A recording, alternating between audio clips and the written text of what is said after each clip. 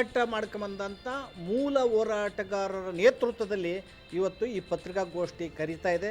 ಮಾದಿಗ ಸಮಾಜಕ್ಕೆ 3 ಸಚಿವರನ್ನು ಕೊಡಬೇಕು.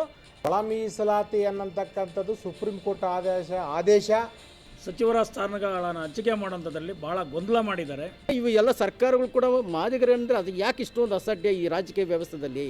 ಆರ್.ಬಿ. ತಿಮ್ಮಾಪುರ ಅವ್ರಿಗೆ ಆ್ಯಕ್ಚುಲಿ ಖಾತೆ ಕೊಡೋದ್ರ ಜೊತೆಗೆ ಹೊಸ ನೂತನವಾಗಿ ಆಯ್ಕೆ ಆಗಿರ್ತಕ್ಕಂಥ ಶಾಸಕರನ್ನ ಕೂಡಲೇ ತಾವು ಗಣನೆಗೆ ತಗೊಂಡು ಸಂಪುಟದಲ್ಲಿ ನಿಜವಾಗ್ಲೂ ನಮ್ಮನ್ನು ದಮನ ಮಾಡ್ತಕ್ಕಂಥ ಹುನ್ನಾರ ಅಂತ ನಾವು ಹೇಳ್ತಾ ಇದ್ದೀವಿ. ಉನ್ನತ ಪದವಿ ಪಡ್ತಾ ಇದ್ದಾರೆ ವಿನಃ ನೀವು ಉನ್ನತ ಪದವಿ ಪಡಿತಾ ಇರೋದ್ರಿಂದ ನಮಗೆ ನೋವಿಲ್ಲ. ಯಾಕೆ ಯುವಕರಿಗೆ ಡಬಲ್ ಡಿಗ್ರಿ ಮಾಡಿದ್ದಾರೆ, ಅವ್ರಿಗೆ ಯಾಕೆ ಮಾಡಬಾರ್ದು? ನೀವು ಈ ಜಾತಿಯ ರಕ್ಷಣೆಗೆ ನಮ್ಮ ಬೆನ್ನೆಲುಬಾಗಿ ನಿಲ್ತೀವಿ ಅಂತ. ಒಳ ಮೀಸಲಾತಿ ಚಳವಳಿ ಅದು 35 ವರ್ಷಗಳ ಚಳವಳಿ. ಅದರ ಪ್ರಭಾವದಿಂದಲೇ ಸರ್ಕಾರಗಳು ಬದಲಾವಣೆ ಆಗಿದ್ದವು.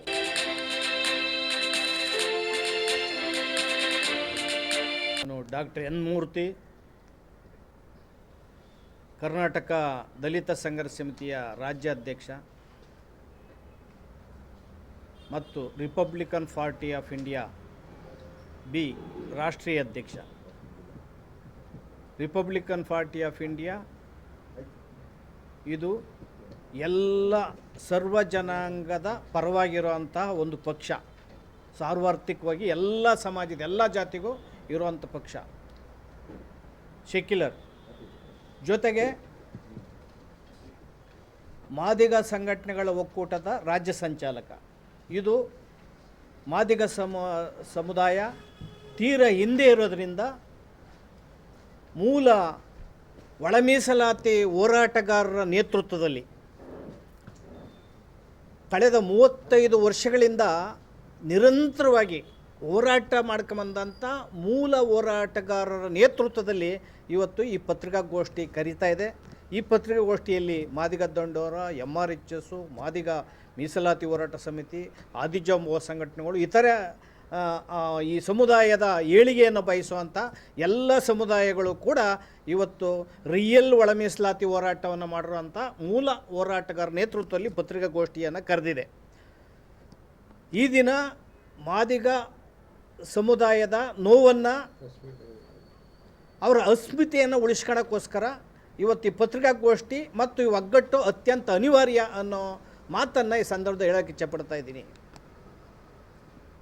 ಸ್ವತಂತ್ರ ಬಂದು ಅಥವಾ ಸಂವಿಧಾನ ಜಾರಿಯಾಗಿ 75 ವರ್ಷಗಳಿಂದ ಮಾದಿಗ ಮತ್ತು ಮಾದಿಗ ಸಂಬಂಧಿತ ಜಾತಿಗಳು ಮತ್ತು ಅಲೆಮಾರಿ 59 ಜಾತಿಗಳ ಏಳಿಗೆಗೆ ಮತ್ತು ಅಭಿವೃದ್ಧಿಗೆ ಸರ್ಕಾರಗಳು ಏನೂ ಕೆಲಸವನ್ನು ಮಾಡಿಲ್ಲ. ಇದು ಸರ್ಕಾರದ ವೈಫಲ್ಯತೆ. ಬಲಾಢ್ಯರ ಪರವಾಗಿ ಸರ್ಕಾರ ನಡ್ಕೊಂಡೋಗಿದೆ. ಇವತ್ತು ಸರ್ಕಾರ ಬಂದಿದೆ. DK ಶಿವಕುಮಾರ್ ಅವರ ನೇತೃತ್ವದಲ್ಲಿ ರಾಜ್ಯ ಸರ್ಕಾರ ರಚನೆ ಆಗಿದೆ. ಈ ಸರ್ಕಾರವನ್ನು ಸ್ವಾಗತ ಮಾಡ್ತೇವೆ, ಅಭಿನಂದನೆ ಮಾಡ್ತೇವೆ. ಜೊತೆಗೆ ಈ ಸರ್ಕಾರದಲ್ಲಿ ಮಾದಿಗ ಸಮಾಜದ ನೋವನ್ನು ಕೂಡ ಈ ಸಂದರ್ಭದಲ್ಲಿ ಕೇಳಕ್ಕೆ ಇಚ್ಛೆ ಪಡ್ತಾ ಇದ್ದೀನಿ.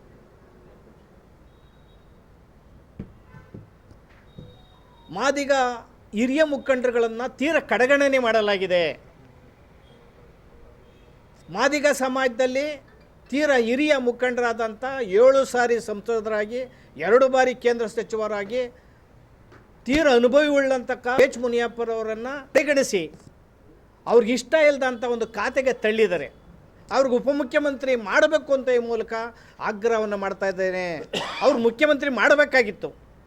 ಈ ಸನ್ನಿವೇಶ ಇಲ್ಲದೇ ಇರೋದ್ರಿಂದ, ನಿಮ್ಮ ಕೈಲಿರೋದ್ರಿಂದ ಉಪಮುಖ್ಯಮಂತ್ರಿಯನ್ನಾದರೂ ಮಾಡಿ ಪ್ರಬಲ ಖಾತೆಯನ್ನು H. ಮುನಿಯಪ್ಪನವ್ರಿಗೆ ಕೊಡಿ ಅನ್ನೋ ಮಾತನ್ನು ಹೇಳೋದ್ರ ಮೂಲಕ R.B. ತಿಮ್ಮಾಪುರವರು ಹಿರಿಯ ಸಚಿವರು, ಅವ್ರನ್ನೂ ಕೂಡ ಸಚಿವರನ್ನು ಮಾಡಿ ಪ್ರಬಲ ಖಾತೆಯನ್ನು ಕೊಡಬೇಕು. ಮತ್ತೊಬ್ಬರಿಗೆ ಈ ಸಮಾಜದಲ್ಲಿ ಸಚಿವರನ್ನು, ಹಿರಿಯರನ್ನು ಗುರುತಿಸಿ ಮಾದಿಗ ಸಮಾಜಕ್ಕೆ 3 ಸಚಿವರನ್ನು ಕೊಡಬೇಕು ಮತ್ತು ಅನೇಕರನ್ನು ಅಧ್ಯಕ್ಷರನ್ನಾಗಿ ಮಾಡಬೇಕು ಅನ್ನೋ ಮಾತನ್ನು ಈ ಸಂದರ್ಭದಲ್ಲಿ ಹೇಳಕ್ಕೆ ಇಚ್ಛೆ ಪಡ್ತೇವೆ ಮತ್ತು ಈ ಪತ್ರಿಕಾಗೋಷ್ಠಿಯನ್ನು ಕರೆದಿದ್ದೇವೆ. ಜೊತೆಗೆ ಈ ಪರಿಶಿಷ್ಟ ಜಾತಿಯಲ್ಲಿ ರಾಜ್ಯದಲ್ಲಿ ಬಹುಸಂಖ್ಯಾತರಾದಂಥ ಮಾದಿಗ ಸಮಾಜವನ್ನು ನೀವು ಕಡೆಗಣಿಸಿದರೆ ಮುಂದಿನ ಚುನಾವಣೆಗಳಲ್ಲಿ ನಿಮ್ಮನ್ನು ಕಡೆಗಣಿಸುವಂಥದ್ದು, ನಿಮ್ಮ ಪಕ್ಷವನ್ನು ಕಿತ್ತಾಕುವಂಥ ಕೆಲಸವನ್ನು ಸಮಾಜ ಮಾಡ್ತದೆ ಅನ್ನೋ ಎಚ್ಚರಿಕೆಯನ್ನು ಈ ಸಂದರ್ಭದಲ್ಲಿ ಕೊಡ್ತೇವೆ. 2028 ಚುನಾವಣೆಯಲ್ಲಿ ಮತ್ತು GBA ಏನು BBMP ಚುನಾವಣೆ, ಸ್ಥಳೀಯ ಗ್ರಾಮ ಪಂಚಾಯತಿ ಸ್ಥಳೀಯ ಚುನಾವಣೆಗಳಲ್ಲಿ ನಿಮ್ಮ ಕಾಂಗ್ರೆಸ್ಸನ್ನು ಮೂಲೆಗೊತ್ಸೋಂಥದ್ದನ್ನು ಕಾಂಗ್ರೆಸ್ ಮುಕ್ತ ಮಾಡೋಂಥ ಕೆಲಸವನ್ನು ಈ ಮಾದಿಗ ಸಮಾಜ ಮಾಡ್ತದೆ. ಈಗಾಗಲೇ ಆಕ್ರೋಶಭರಿತವಾಗಿದೆ. 35 ವರ್ಷ ಹೋರಾಟ ಮಾಡಿದರೂ ಕೂಡ ನೀವು ಅವರ ಹೋರಾಟಗಳನ್ನು ವಿಫಲ ಮಾಡಿ ಪ್ರಬಲ ಜಾತಿಗಳು, ಪರಿಶಿಷ್ಟ ಜಾತಿಯಲ್ಲಿ ಇರ್ತಕ್ಕಂಥ ಪ್ರಬಲ ಜಾತಿಗಳು ಹೇಳಿದ ರೀತಿಯಲ್ಲಿ ಒಳ ಮೀಸಲಾತಿಯನ್ನು ವರ್ಗೀಕರಣ ಮಾಡಿ ಈಗ ಸಚಿವ ಸಂಪುಟದಲ್ಲೂ ಕೂಡ ಅವರು ಕಡೆಗಣಿಸಿ ತೀರಾ ಅಪಮಾನಕ್ಕೆ ಮತ್ತು ಅವಮಾನಕ್ಕೆ ದೂಡ್ತಾ ಇದ್ದೀರಿ. ಇದು ಸರಿಯಲ್ಲ ಅನ್ನೋ ಮಾತನ್ನು DK ಶಿವಕುಮಾರ್ ಅವರು ಮತ್ತು ಅವರ ಸರ್ಕಾರದಲ್ಲಿ ಹೇಳಕ್ಕೆ ಇಚ್ಛೆ ಪಡ್ತಾ ಇದ್ದೀವಿ. ನಿಮಗೆ ಯಾವ ಥರದ ಮಾನದಂಡ ಬೇಕು? ಮುನಿಯಪ್ಪನವರು 7 ಸಾರಿ ಗೆದ್ದಿದ್ದಾರೆ, 2 ಸಾರಿ ಮುಖ್ಯ ಸಚಿವರಾಗಿದ್ದಾರೆ. ತಿಮ್ಮಪ್ಪರವರು ಹಿರಿಯರಾಗಿದ್ದಾರೆ.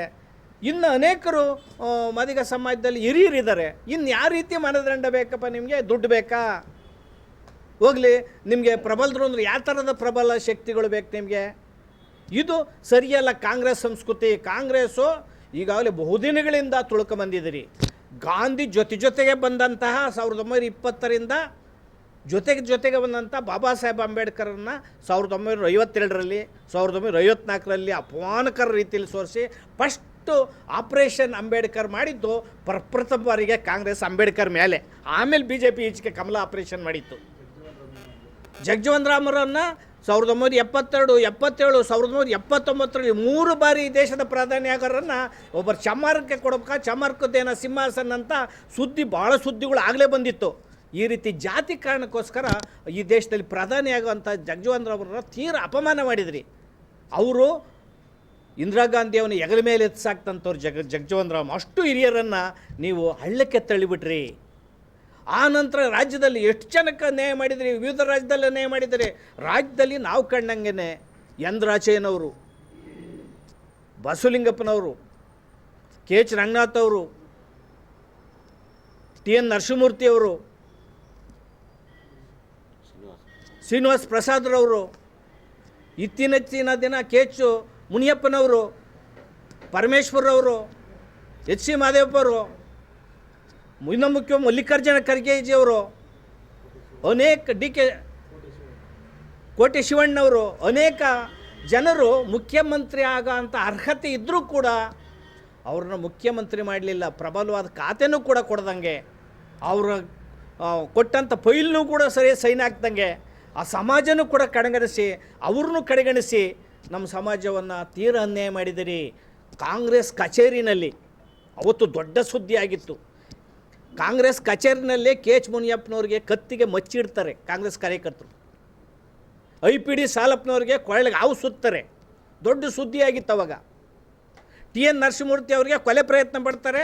ಅವರು ಸೆಸ್ಸನೆಯಲ್ಲೇ ಬಂದು ಕಣ್ಣೀರು ಹಾಕ್ತಾರೆ. ನನ್ನ ಕೊಲೆ ಪ್ರಯತ್ನ ನಡೆದಿತ್ತು, ನನ್ನ ಅಸಾಸಿನೇಷನ್ ನಡೆದಿತ್ತು, ರಾಜೀವ್ ಗಾಂಧಿ ಅವ್ರ ರೀತಿಯಲ್ಲಿ ನನ್ನ ನಡೆದಿತ್ತು ಅಂತ ಕಣ್ಣೀರು ಹಾಕ್ತಾರೆ. ಇನ್ನೆಷ್ಟು ಕಣ್ಣೀರ ಕೈ ತೊಳಸ್ತೀರಿ ಅವ್ರಿಗೆ? ಮಾದಿಗ ಸಮಾಜದವ್ರಿಗೆ. ಆಂಜನೇಯನವ್ರು ಪಾಪ ಕ್ಷೇತ್ರದಲ್ಲೇ ಸೋಲಿಸ್ಬಿಟ್ರಿ ನೀವು. ತಳ್ಳಿಬಿಟ್ರಿ ವೇದಿಕೆಯಿಂದ ತಳ್ಳಿದ್ರು. ಇವರು ಏನು ನಮ್ಮ ಮಹಾಹಿಂದ ನಾಯಕ ಆದಂತಹ ಸಿದ್ದರಾಮಯ್ಯನವರು ಅವ್ರನ್ನ ತಳ್ಳಿಕೊಂಡೋಗಿ ಬಿಟ್ಬಿಡ್ತಾರೆ ವೇದಿಕೆಯಿಂದ ರಾಹುಲ್ ಗಾಂಧಿ ಬಂದಾಗ. ಈ ರೀತಿ ಅನೇಕ ಅಪಮಾನಗಳನ್ನು ಮಾಡಿದರೆ ಪಾಪ ಆಂಜನೇಯರವರು ಕೂಡ ಒಂದು MLC ಕೊಟ್ಟು ಮುಖ್ಯಮಂತ್ರಿ ಪ್ರಬಲ ಖಾತೆಯನ್ನು ಕೊಟ್ಟು ಮಂತ್ರಿ ಮಾಡಿ, ಏನು ಮೋದಿಜಿಯವ್ರವ್ರು ಮಂತ್ರಿ ಪ್ರಧಾನಿ ಆಗಿದ್ರಾ? ಎಲ್ಲೂ ಗೆದ್ದಿರಲ್ಲ, ಅವ್ರು ಪ್ರಧಾನಿ ಮಾಡಿದ್ರಿ ನೀವು. ಅಮಿತ್ ಶಾ ಅವರು ಅವ್ರು ಗಡೀಪಾರಾಗಿತ್ತು, ಇವತ್ತು ಅವರು ಗೃಹ ಸಚಿವರಾಗಿದ್ದಾರೆ. ಈ ಥರ ಅನೇಕ ಚರಿತ್ರೆ ಭಂಗಗಳು. ಇನ್ನು ಬೇರೆ ನಾನು ರಾಜ್ಯದ ಮುಖ್ಯ ಮಂತ್ರಿಗಳು ಅವ್ರದ್ದೆಲ್ಲ ಹೇಳಕ್ಕೆ ಹೋಗಲ್ಲ. ರಾಜ್ಯದಲ್ಲಿ ದೇಶದಲ್ಲಿ 84 ಜನ MP ಗಳ ಮೇಲೆ ಮರ್ಡರ್ ಕೇಸು, ಹೆಣ್ಣು ಮಕ್ಕಳ ಅತ್ಯಾಚಾರದ ಕೇಸ್ ಇದ್ದಾವೆ. ಅಂಥವ್ರಿಗೆಲ್ಲ ನೀವು ಸ್ಥಾನಮಾನ ಕೊಡ್ತೀರಿ.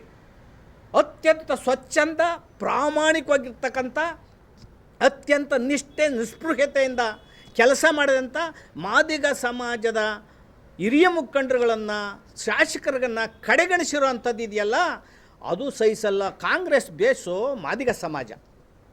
ಮಾದಿಗ ಸಮಾಜ ವೋಟ್ ಬ್ಯಾಂಕ್ ಕಾಂಗ್ರೆಸ್ಗೆ. ಈ ವೋಟ್ ಬ್ಯಾಂಕನ್ನು ಮಾಡ್ಕೊಂಡು ನಾಳೆ ಕೊಡ್ತೀವಿ ನಾಡ್ದು ಕೊಡ್ತೀವಿ ಅಂತ ಹೇಳ್ಕೊಂಡು ಒಳ ಮೀಸಲಾತಿ 2 ವರ್ಷ ಆಯ್ತು ಸ್ವಾಮಿ. ಸುಪ್ರೀಂ ಕೋರ್ಟ್ ಆದೇಶ ಕೊಟ್ಟು ಏನು ಒಳ ಮೀಸಲಾತಿ ನ್ಯಾಯವಾಗಿ ವರ್ಗೀಕರಣ ಮಾಡಿದ್ದೀರಾ? ತೆಲಂಗಾಣ, ಆಂಧ್ರದಲ್ಲಿ SCP TSPನಲ್ಲಿ ವಿವಿಧ ಯೋಜನೆಗಳಲ್ಲಿ ಒಳ ಮೀಸಲಾತಿಯನ್ನು ಕೊಟ್ಟಿದ್ದಾರೆ, ಅಳವಡಿಸಿದ್ದಾರೆ. ಇಲ್ಲಿ TSPನಲ್ಲಿ 39,000 ಕೋಟಿನ ಸಿದ್ದರಾಮಯ್ಯರು ತಗೊಂಡೋಗಿ ಅನ್ಯ ಯೋಜನೆಗಳಿಗೆ ಹಾಕ್ಕೊಂಡು ಕನ್ನ ಹಾಕಿ ಸೊಳ್ಳು ಕಾಸ್ಟ್ನ ಹಣಕ್ಕೆ ಗ್ಯಾರಂಟಿ 5 ಗ್ಯಾರಂಟಿ ಯೋಜನೆಗಳಿಗೆ ಹಣ ಹಾಕಿ ಸೊಳ್ಳು ಕಾಸ್ಟ್ ಬಾಯಿಗೆ ಮಣ್ಣು ಹಾಕಿದ್ದಾರೆ.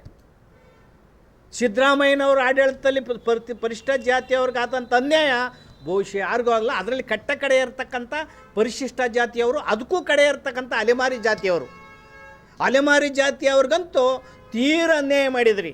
ಅವ್ರಿಗೆ ಒಳ ಮೀಸಲಾತಿ, ಮರಣ ಶಾಸನ, ಅವರಲ್ಲಿ ಒಂದು ಶಾಸಕರಿಲ್ಲ. ವಿದ್ಯಾರ್ಥಿಗಳು 40 ಜಾತಿಗಳು ಅರ್ಜಿನೇ ಹಾಕಿಲ್ಲ. ಒಬ್ಬ ಗ್ರಾಮ ಪಂಚಾಯತಿ ಸದಸ್ಯ ಅಲ್ಲ 40 ಜಾತಿಗಳಲ್ಲಿ. ಇದನ್ನು ನಾವ್ಯಾರು ಕೇಳೋದು ಬೇಡವಾ?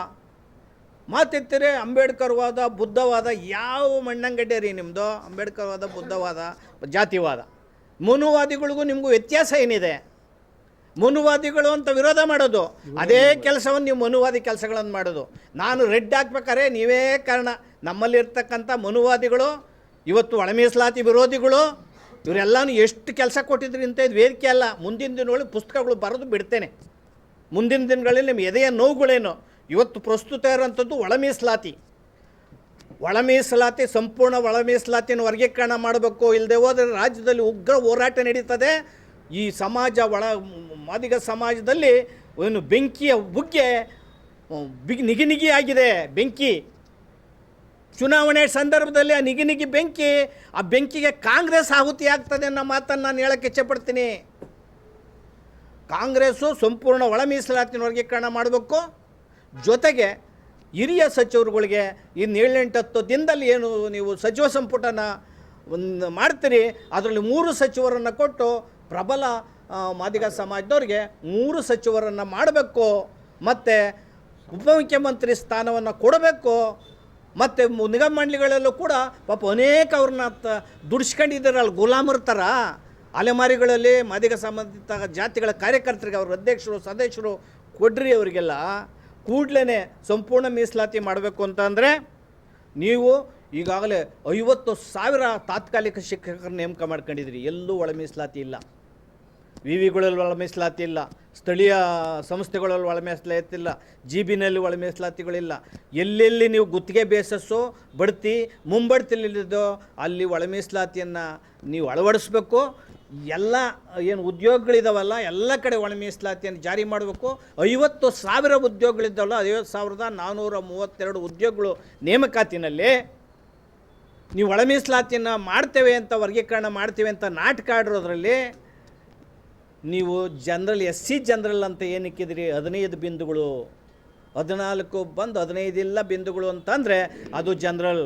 3 ಹುದ್ದೆಗಳಿಲ್ಲ ಅಂದರೆ ಜನರಲ್ ಅಂತೇಳಿ ಗೊಂದಲ ಮಾಡಿಕ್ಕಿದಿರಲ್ಲ. ಕೂಡಲೇ ಪರಿಷ್ಕರಣೆ ಮಾಡಬೇಕು ನೀವು. SC ಜನರಲ್ ಅಂದರೆ ಸಂವಿಧಾನದಾಗ ಎಲ್ಲೂ ಅವಕಾಶ ಇಲ್ಲ. ರಾಜ್ಯದ ಎಲ್ಲ ರಾಜ್ಯದಲ್ಲಿರ್ತಕ್ಕಂಥ ಹುದ್ದೆಗಳಲ್ಲಿ ಮಾಡಿರ್ತಕ್ಕಂಥ ಮೀಸಲಾತಿಗಳನ್ನು ತೆಗೆದು ನೋಡಿ. ಅಥವಾ ಸಂವಿಧಾನ 15/4/16 ತೆಗೆದು ನೋಡಿ ನೀವು.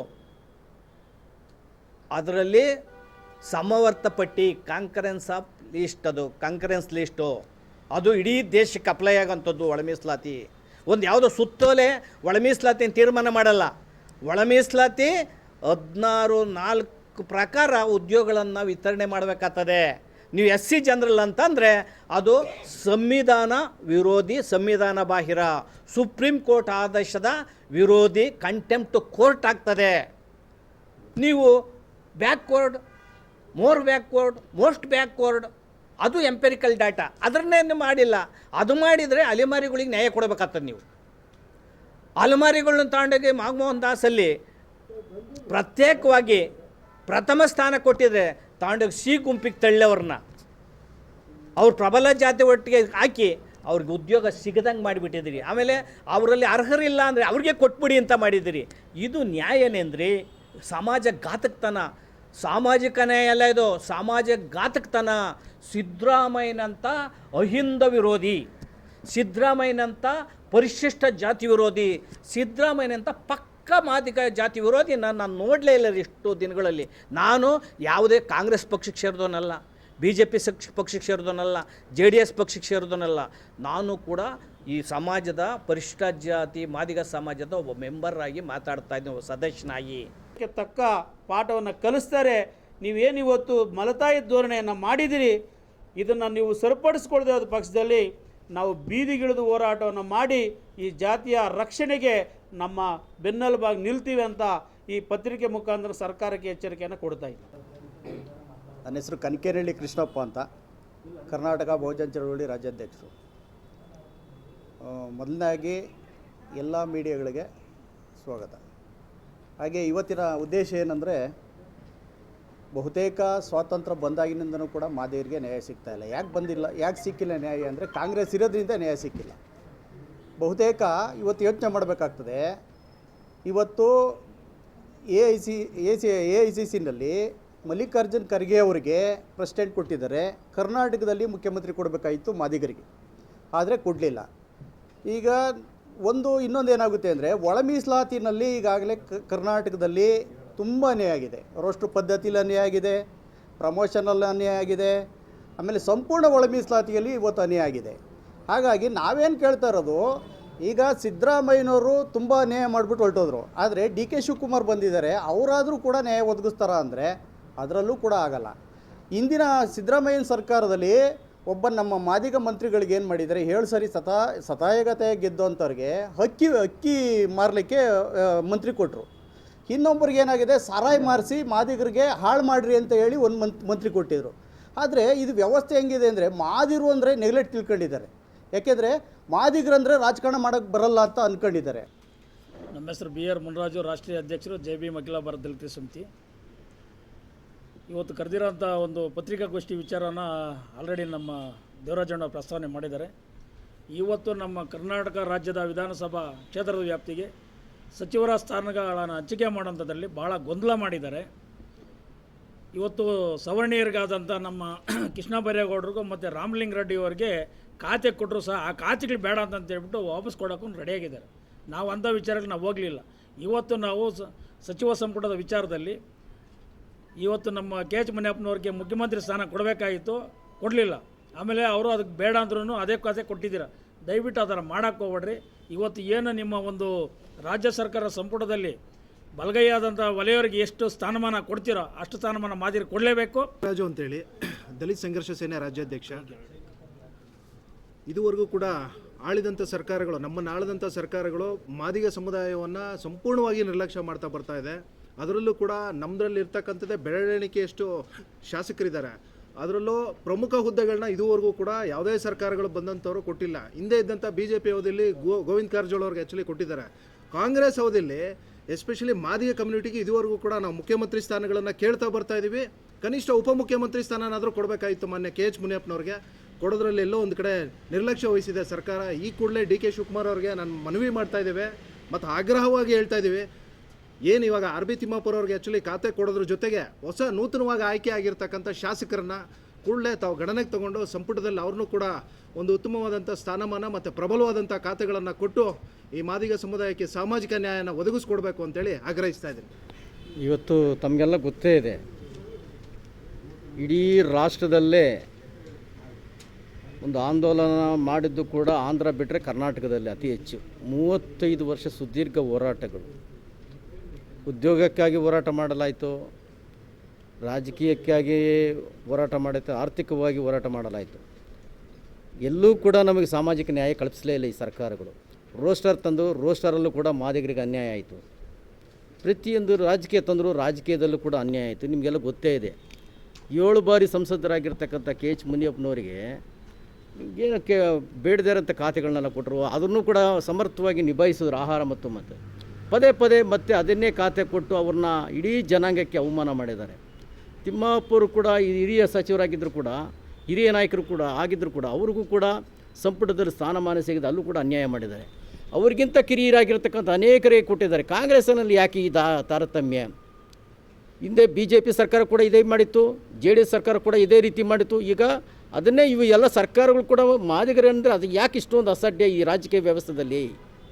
ಏನು ಪಾಪ ಮಾಡಿದ್ದೀವಿ? ಕೇವಲ ಈ ಜನಸಂಖ್ಯೆ ಅಷ್ಟು ಕರ್ನಾಟಕದಲ್ಲಿ ಜನಸಂಖ್ಯೆ ಇರೋದೇ ತಪ್ಪಾ?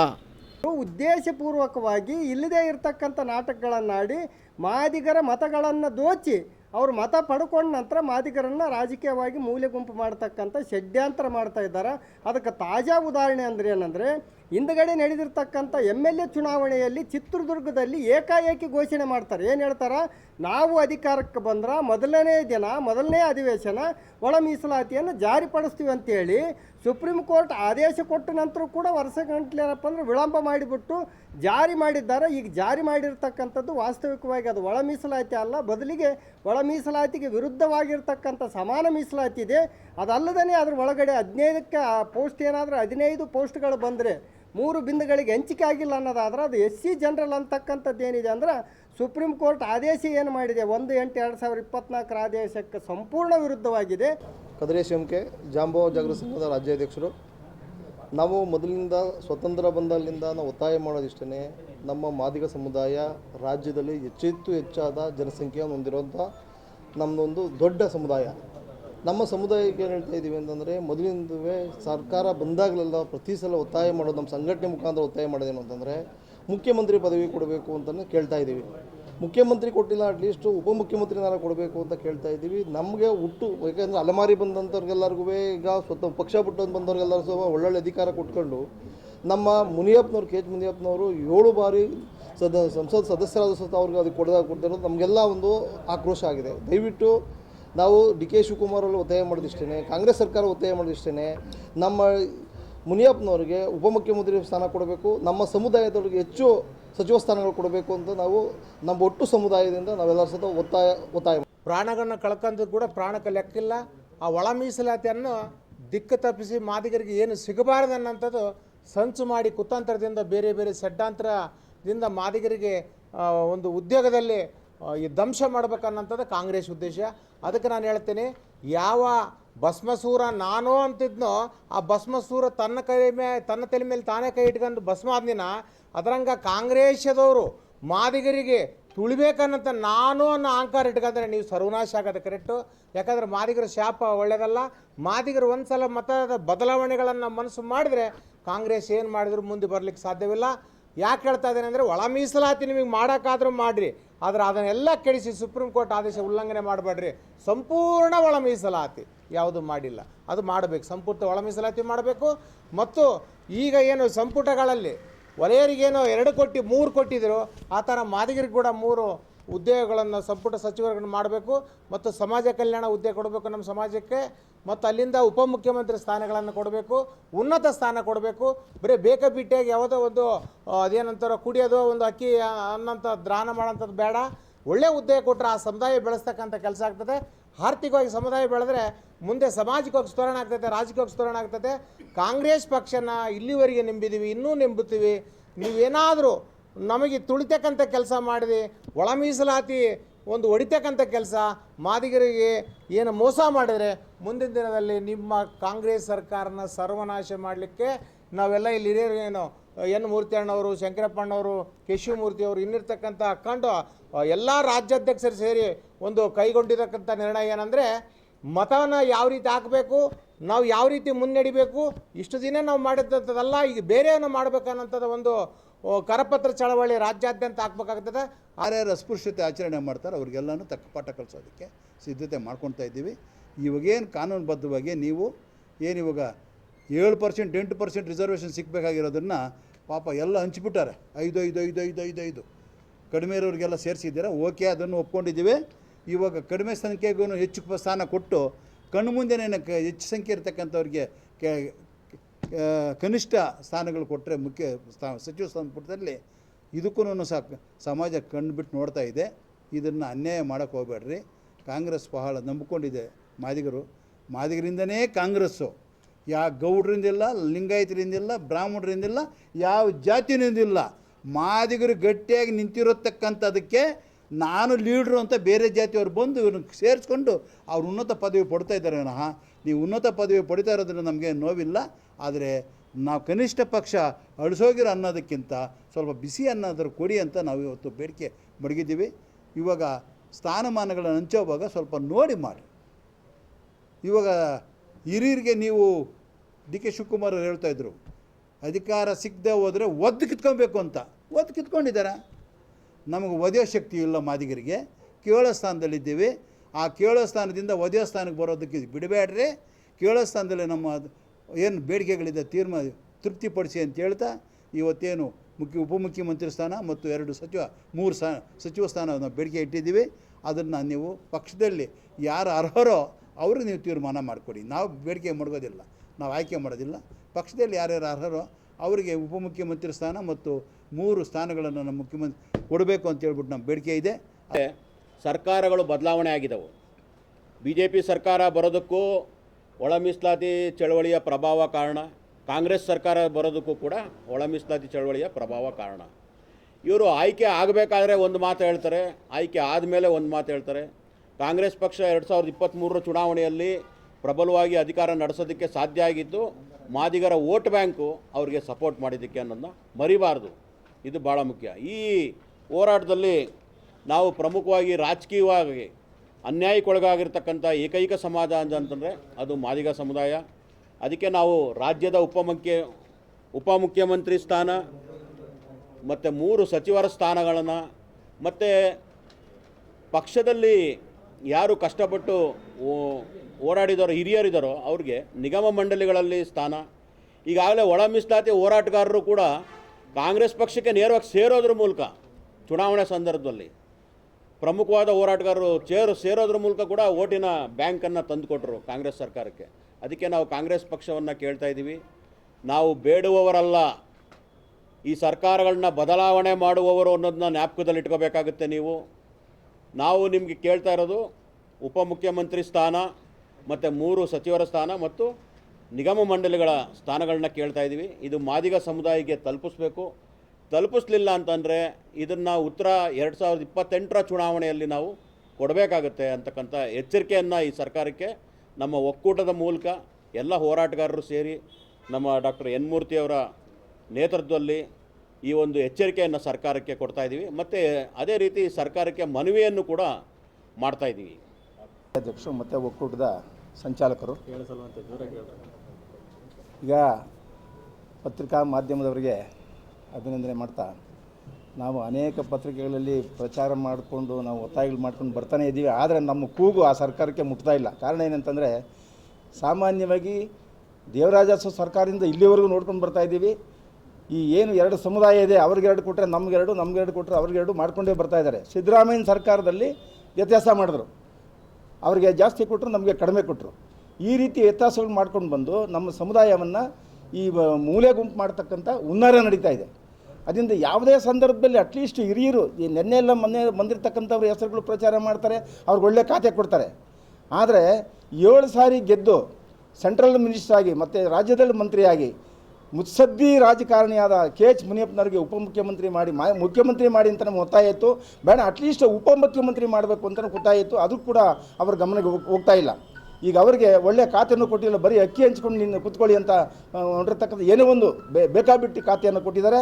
ಅವರಿಗೆ ನಿಜವಾಗ್ಲೂ ಇವತ್ತು ಕೂಡ ನಾವು ಒತ್ತಾಯ ಮಾಡ್ತೀವಿ, ಅವ್ರನ್ನ ಉಪಮುಖ್ಯಮಂತ್ರಿ ಮಾಡಲೇಬೇಕು ಮತ್ತು ಒಳ್ಳೆ ಖಾತೆಯನ್ನು ಕೊಡಬೇಕು. ಇಲ್ಲ ಸಮಾಜ ಕಲ್ಯಾಣ ಕೊಡಿ, ಇಲ್ಲಾಂದರೆ RDPR ಕೊಡಿ ಅಂತ ನಮ್ಮ ಒತ್ತಾಯ ಇದೆ. ಅದೇ ರೀತಿ ಈ ಸಚಿವ ಸಂಪುಟದಲ್ಲಿ ಕನಿಷ್ಠ ಪಕ್ಷ 4 ಜನ ಮಾದಿಗರಿಗೆ ಸಚಿವ ಸಂಪುಟದಲ್ಲಿ ಅವಕಾಶ ಕೊಡಬೇಕು ಅಂತ ಒತ್ತಾಯ ಮಾಡ್ತಾ ಇದ್ದೀವಿ. ಯಾಕೆಂತಂದರೆ ಅತಿ ಹೆಚ್ಚು ಜನಸಂಖ್ಯೆ ಅಂತ ಬಡ್ಕೊಳ್ತಾ ಇದ್ದೀವಿ. ಆದರೆ ಜನಸಂಖ್ಯೆ ಕಡಿಮೆಯವರಿಗೆ 3-4 ಕೊಡ್ತಾರೆ, ಜನಸಂಖ್ಯೆ ಹೆಚ್ಚಿಗೆ ಇರ್ತಕ್ಕಂಥವ್ರಿಗೆ 1-2 ಕೊಟ್ಬಿಟ್ಟು ಸಮಾಧಾನ ಮಾಡ್ತಾರೆ. ಇದು ರಾಜಕೀಯವಾಗಿ ನಿಜವಾಗ್ಲೂ ನಮ್ಮನ್ನು ದಮನ ಮಾಡ್ತಕ್ಕಂಥ ಹುನ್ನಾರ ಅಂತ ನಾವು ಹೇಳ್ತಾ ಇದ್ದೀವಿ. ಖಂಡಿತವಾಗ್ಲೂ ಈ ಸಮಾಜಕ್ಕೆ ಏನಾದರೂ ನೀವು ಗಣನೆ ತಗೊಳ್ಳದೇ ಇದ್ದರೆ ಮುಂದಿನ ಚುನಾವಣೆಗಳಲ್ಲಿ ಖಂಡಿತವಾಗ್ಲೂ ಈಗ ಕಾಂಗ್ರೆಸ್ ಪಕ್ಷವನ್ನು ಸೋಲಿಸೋಂಥ ಕೆಲಸ ನಾವು ಈಗ ರಾಜ್ಯಾದ್ಯಂತ ನಾವು ಈ ಮತಜಾಗೃತಿಯನ್ನು ಹಮ್ಮಿಕೊಳ್ಳೋದಕ್ಕೆ ನಾವು ತೀರ್ಮಾನ ತಗೊಂಡಿದ್ದೀವಿ.